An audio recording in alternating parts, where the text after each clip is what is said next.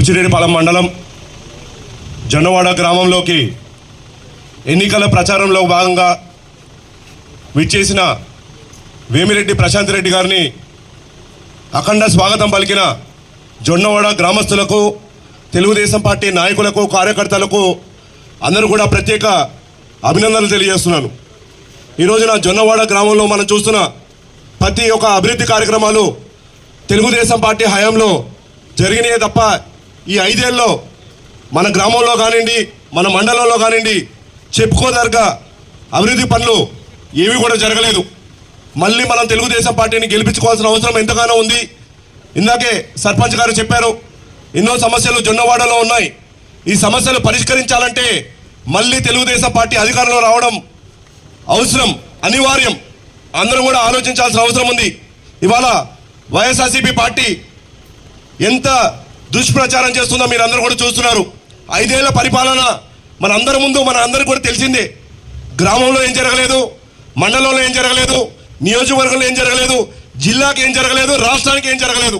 ఇవాళ మళ్ళీ కూడా మనల్ని మోసం చేయడానికి వైఎస్ఆర్సీపీ పార్టీ మన ముందుకు వస్తుంది. ఇవాళ ఇంకో కొత్త ప్రచారాన్ని మొదలుపెట్టారు. తెలుగుదేశం పార్టీ అవ్వాతాతలకు వచ్చే పెన్షన్ని అడ్డుకుంటుందని చెప్పి మొదలుపెట్టారు వైఎస్ఆర్సీపీ పార్టీ. దీంట్లో చిన్నంత సత్యం లేదు. ఇవాళ మనం చూస్తే ఈసీ కానివ్వండి, రమేష్ కుమార్ కానివ్వండి, వాళ్ళు చెప్పింది ఏంటంటే వాలంటీర్ వ్యవస్థ ద్వారా మీరు పెన్షన్ది పంచొద్దు, ఎందుకంటే వాళ్ళు వైఎస్ఆర్సీపీ కార్యకర్తలుగా వ్యవహరిస్తూ మీరు వాళ్ళని ఇష్టానుసారం వాడుకుంటున్నారు, వాలంటీర్ వ్యవస్థను వాడుకుంటున్నారని చెప్పి ఎలక్షన్ కమిషన్ అలానే రమేష్ కుమార్ గారు హైకోర్టు ద్వారా 31వ తేదీ ఈ ఆర్డర్ రావడం జరిగింది. కానీ మీరు ఒకసారి సాక్షి పేపర్ చూస్తే 28వ తేదీనే సాక్షి పేపర్లో పెన్షన్ మేము ఇవ్వలేము, 1వ తేదీ ఇవ్వలేము, 3వ తేదీ పైబండించి పెన్షన్ ప్రతి ఒక్క అవతాతకి ఇస్తామని చెప్పి చెప్పడం జరిగింది. ఇవాళ ప్రభుత్వ వ్యవస్థలో 1,65,000 మంది ప్రభుత్వ ఉద్యోగులు ఉన్నారు. పెన్షన్దారులు 50 లక్షల మంది. ఒక్కొక్క ప్రభుత్వ ఉద్యోగి 40 మందికి పెన్షన్ ఇవ్వచ్చు. కానీ ప్రభుత్వ ఖజానాలో డబ్బులన్నీ అయిపించేసి జగన్మోహన్ రెడ్డి గారి సొంత కాంట్రాక్టర్లకి 13,000 కోట్ల రూపాయలు మార్చి 15 నుంచి మార్చి 30 దాకా ఇచ్చి ప్రభుత్వ ఖజానాన్ని ఖాళీ చేసి ఇవాళ అవ్వాతాతకి ఇవ్వాల్సిన డబ్బుల్ని ఖాళీ చేసి మన డబ్బుల్ని జగన్మోహన్ రెడ్డి గారు ఆయన సొంత అవసరాలకి వాళ్ళ కాంట్రాక్టర్లకి ఇచ్చి మన అవ్వాతాతల్ని దగా చేశాడు. మీ అందరికీ మాట ఇస్తున్నాం, తెలుగుదేశం పార్టీ రాగానే ఇవాళ జగన్మోహన్ రెడ్డి గారు ఇస్తున్న 3,000 రూపాయల పెన్షన్ని 4,000 రూపాయలు ఇస్తాం.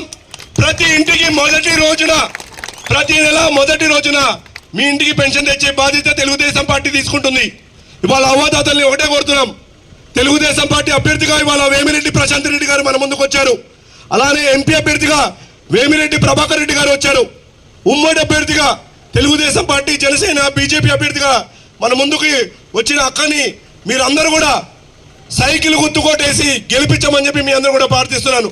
ఖచ్చితంగా ప్రతి గ్రామాన్ని అభివృద్ధి పరుస్తాం, ప్రతి మండలాన్ని అభివృద్ధి పరుస్తాం, నియోజకవర్గాన్ని అభివృద్ధి పరిచి రేపు నెల్లూరు జిల్లాలో కోవూరు నియోజకవర్గానికి ఒక ప్రత్యేకమైన స్థానాన్ని కల్పిస్తామని చెప్పి ఈ సందర్భంగా మీ అందరూ కూడా తెలియజేస్తున్నాం. ప్రతి ఒక్కరు మీ ఇంటికి వెళ్ళి మీ కుటుంబ సభ్యులకి చెప్పండి, గ్రామంలో ఇవాళ లేని వాళ్ళకి చెప్పండి.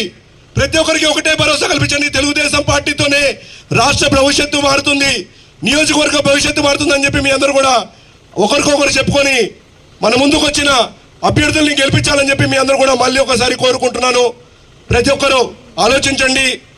రానున్న 40 రోజుల్లో మన తల రాతని మార్చుకోవడానికి మన ముందు ఒకటే ఒక్క అవకాశం ఉంది, అది ఓటు. కరెక్ట్ అందరూ కూడా సరైన నిర్ణయం తీసుకొని తెలుగుదేశం పార్టీకి ఓటేసి మన భవిష్యత్తును మార్చుకోవాలని చెప్పి, మన తల రాతని మార్చుకోవాలని చెప్పి మీ అందరూ కూడా కోరుకుంటూ అవకాశం కల్పించిన జొన్నవాడ నాయకత్వానికి, అలానే మన ముఖ్య అతిథికి వచ్చిన వేమిరెడ్డి ప్రశాంత్ రెడ్డి గారికి, మన ఎంపీ అభ్యర్థి అయిన వేమిరెడ్డి ప్రభాకర్ రెడ్డి గారికి, అలానే గ్రామస్తులు అందరూ కూడా పేరు పేరున మీ అందరూ కూడా ధన్యవాదాలు తెలియజేసుకుంటూ సెలవు తీసుకుంటాను.